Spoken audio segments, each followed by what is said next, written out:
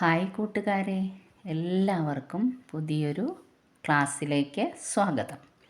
ഇന്ന് ടീച്ചർ പഠിപ്പിക്കുവാൻ ഉദ്ദേശിക്കുന്നത് നമ്മൾ ഓരോ ദിവസങ്ങൾ, ഇന്ന്, നാളെ, മറ്റന്നാൾ, ഇന്നലെ, ഇങ്ങനെ ദിവസങ്ങളെക്കുറിച്ച് നമ്മൾക്ക് പറയേണ്ടി വരും.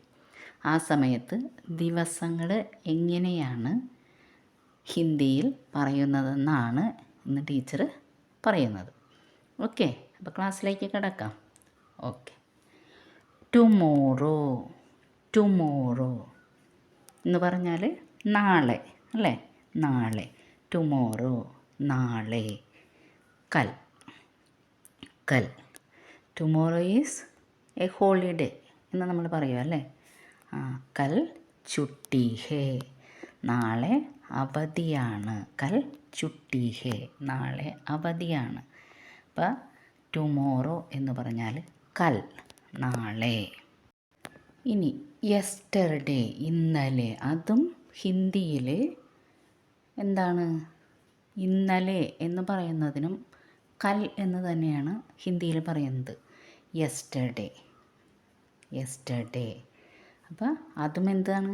ഹിന്ദിയിൽ കൽ എന്ന് തന്നെയാണ്. പക്ഷേ അത് കഴിഞ്ഞു പോയ ദിവസം. കഴിഞ്ഞു പോയ ദിവസം എന്നും കൂടി കൂട്ടിച്ചേർത്ത് വേണമെങ്കിൽ പറയാം, അല്ലെങ്കിൽ കൽ എന്ന് തന്നെ പറയാം.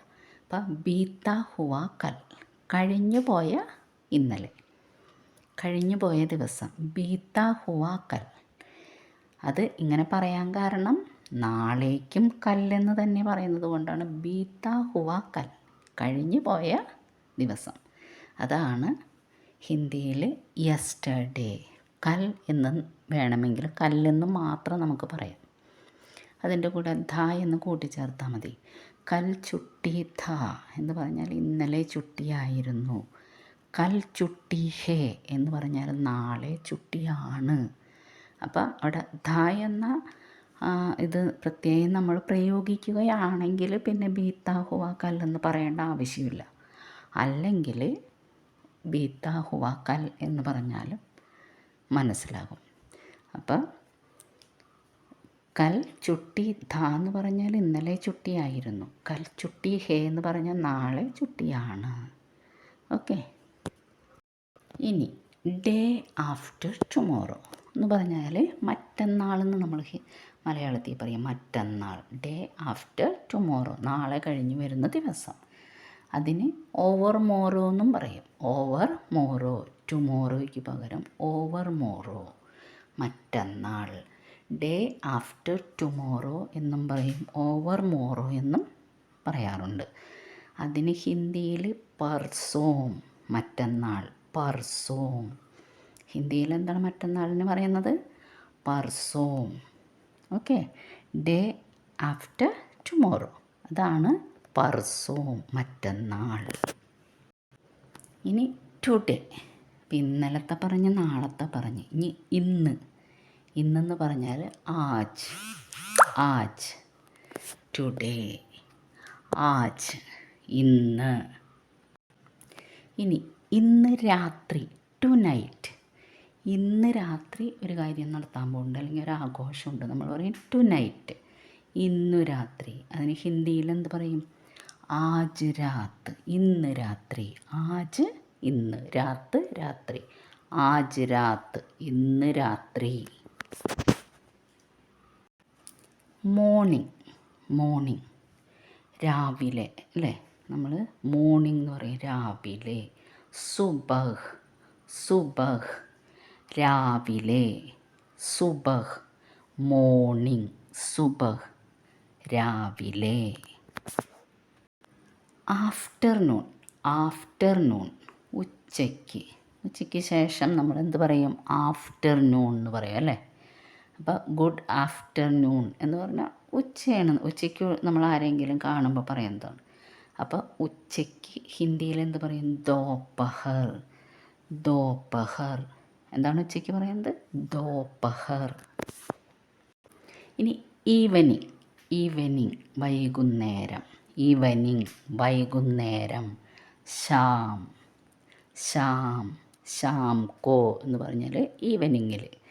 ഈവനിങ്, വൈകുന്നേരം. ശാം, ശ്യാം. ഇനി ടു നൈറ്റ് എന്ന് പറഞ്ഞാൽ ഇന്ന് രാത്രിയാണെന്ന് പറഞ്ഞു. വെറും നൈറ്റ് എന്ന് പറഞ്ഞാൽ എന്താണ്? രാത്രി, രാത്ത്, രാത്ത്. രാത്ത് എന്ന് പറഞ്ഞാൽ രാത്രി, നൈറ്റ് രാത്ത്, രാത്രി. ഇനി മിഡ് നൈറ്റ്, അർദ്ധരാത്രി. പാതിരാ നേരത്തിന് നമ്മൾ പറയും മിഡ് നൈറ്റ്, അർദ്ധരാത്രി എന്ന്. അതിന് ഹിന്ദിയിൽ മധ്യരാത്രി എന്നും പറയും, അതിരാത്ത് എന്നും പറയും.